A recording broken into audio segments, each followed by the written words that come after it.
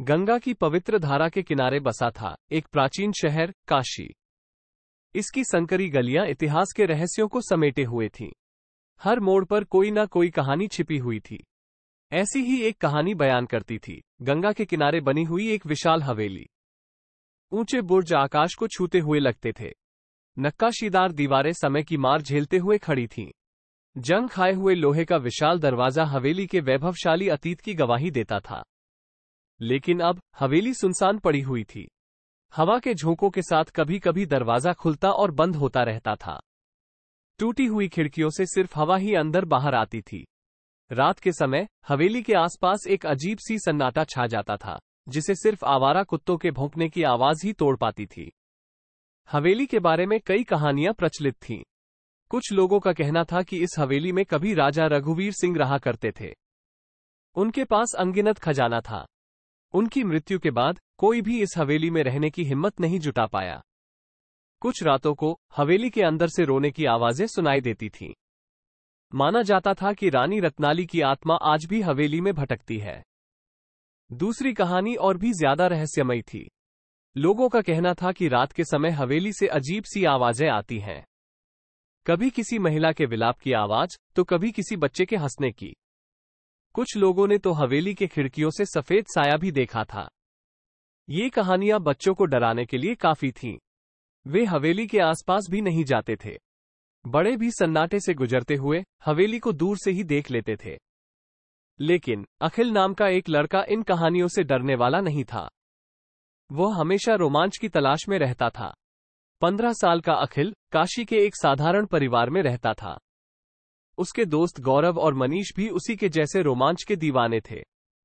एक शाम चाय की दुकान पर बैठकर वे हवेली के बारे में बातें कर रहे थे। अखिल, सुना है रात में हवेली से भूत निकलते हैं, गौरव ने डरते हुए कहा। भूत वूत सब बकवास है, अखिल ने लापरवाही से कहा। लोगों को डराने के लिए ही ये सब कहानियां बनाई गई हैं। तो फिर चलो रात को हवेली में घूमते हैं, मनीष ने चुनौती देते हुए कहा। अखिल थोड़ा हिचकिचाया। वो अकेले में तो हवेली के पास भी नहीं जाता था, लेकिन दोस्तों के सामने पीछे हटना भी अच्छा नहीं लग रहा था। चलो चलते हैं, अखिल ने बहादुरी दिखाते हुए कहा। उस रात 12 बजते ही अखिल और उसके दोस्त चुपके से घरों से निकल पड़े। गंगा किनारे पहुंचकर उन्होंने हवेली को देखा। चांद की रोशनी में हवेली और भी भयानक लग रही थी। मुझे तो लगता है वापस चलना चाहिए, गौरव ने डरते हुए कहा। डरपोक मत बन, अखिल ने उसे हिम्मत दिलाई। हम सिर्फ हवेली के बाहर से ही घूमकर आते हैं। लेकिन मनीष ने भी अखिल का साथ दिया। चल अखिल, दिखाते हैं तेरा हौसला कितना ऊंचा है। अखिल ने आगे बढ़कर लोहे का जंग खाया हुआ दरवाजा खोलने की कोशिश की। दरवाजा बहुत भारी था। तीनों मिलकर किसी तरह उसे खोलने में सफल हुए। अंदर से एक बासी सी गंध आई। हवा में धूल के कण नाच रहे थे। टूटी हुई खिड़कियों से चांदनी की रोशनी हवेली के अंदर आ रही थी। चारों तरफ अंधेरा छाया हुआ था। उन्होंने अपने मोबाइल की टॉर्च जलाई। टॉर्च की रोशनी में उन्होंने देखा कि हवेली के अंदर का हाल भी उतना ही भयानक था जितना बाहर से दिखाई देता था। फर्श पर टूटी हुई फर्नीचर बिखरी पड़ी थी। दीवारों पर लगी हुई तस्वीरें धूल से ढकी हुई थीं। मकड़ी के जाल हर तरफ फैले हुए थे। धीरे धीरे वे हवेली के अंदर आगे बढ़े। हवा में एक अजीब सी सन्नाटा था, जिसे सिर्फ उनकी ही सांस लेने की आवाज तोड़ रही थी। हॉल दर हॉल पार करते हुए वे एक बड़े से कमरे में पहुंचे। ये कमरा शायद राजा का दरबार कक्ष रहा होगा। कमरे के बीचों बीच एक फारसी गलीचा बिछा हुआ था। उस पर एक मेज रखी हुई थी। मेज पर जलती हुई एक मशाल रखी थी, जिसकी रोशनी कमरे को थोड़ा रोशन कर रही थी। मशाल की रोशनी में उनकी नजर दीवार पर टंगी हुई एक बड़ी सी तस्वीर पर पड़ी। तस्वीर में एक रानी खड़ी थी। उनका नाम रानी रत्नाली था। उनकी खूबसूरती देखते ही बनती थी। उसके चेहरे पर उदासी के भाव साफ झलक रहे थे। तस्वीर के नीचे एक छोटा सा सोने का डिब्बा रखा हुआ था। डिब्बे पर हीरे जवाहरात जड़े हुए थे। अखिल को लगा कि शायद इसी डिब्बे में राजा रघुवीर सिंह का खजाना छिपा होगा। उसने डिब्बे को उठाने के लिए हाथ बढ़ाया ही था कि अचानक हवा का एक जोरदार झोंका आया और मशाल बुझ गई। कमरा अंधेरे में डूब गया। अंधेरे में उन्हें अजीब सी आवाजें सुनाई देने लगी। किसी महिला के विलाप की आवाज, किसी बच्चे के रोने की आवाज और कभी कभी हल्की सी हंसी की आवाज। उनकी रीढ़ की हड्डी में सिहरन दौड़ गई। गौरव और मनीष डर के मारे अखिल का हाथ पकड़कर खड़े हो गए। अखिल भी बुरी तरह घबरा गया था। उसने महसूस किया कि कोई अदृश्य शक्ति उन्हें छूने की कोशिश कर रही है। यहां से निकलना है, अखिल ने कांपती आवाज में कहा। लेकिन पीछे मुड़कर देखने पर उन्हें एहसास हुआ कि रास्ता गायब हो चुका है। वे हवेली के भूल भुलैया में फंस गए थे।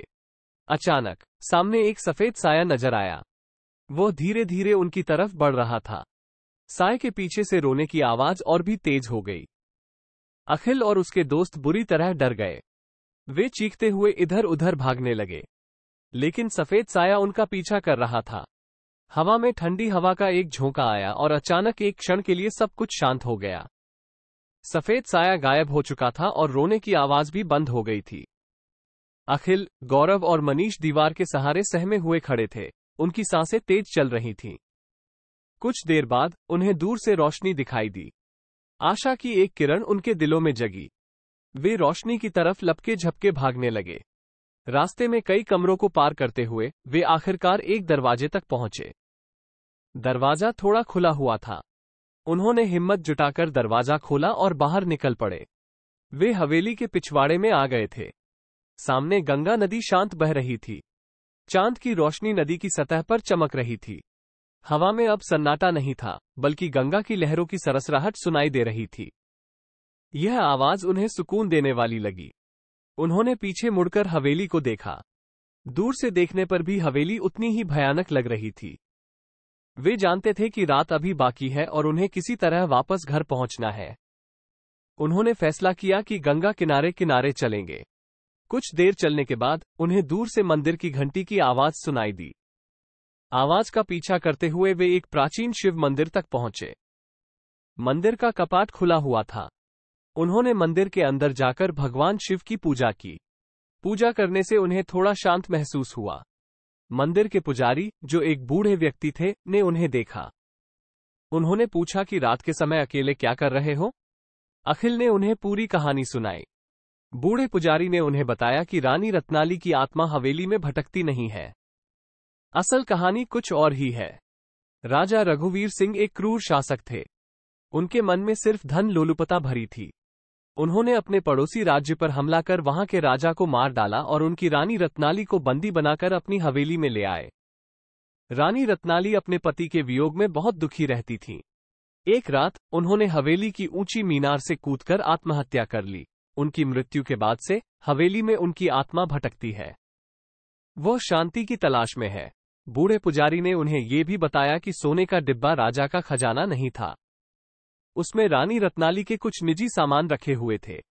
ये सुनकर अखिल को अपनी गलती का एहसास हुआ। वो सिर्फ रोमांच की तलाश में हवेली में घुस गया था। उसे रानी रत्नाली की कहानी का पता नहीं था।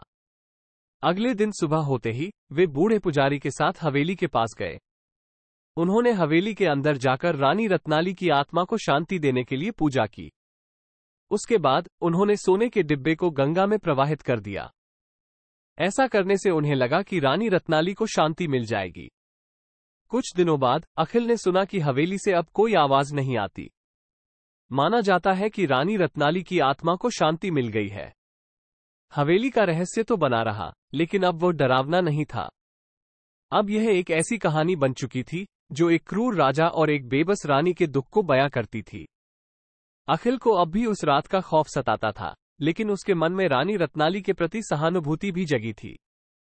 वह जानता था कि रानी की आत्मा को शांति दिलाने के लिए और करना बाकी है।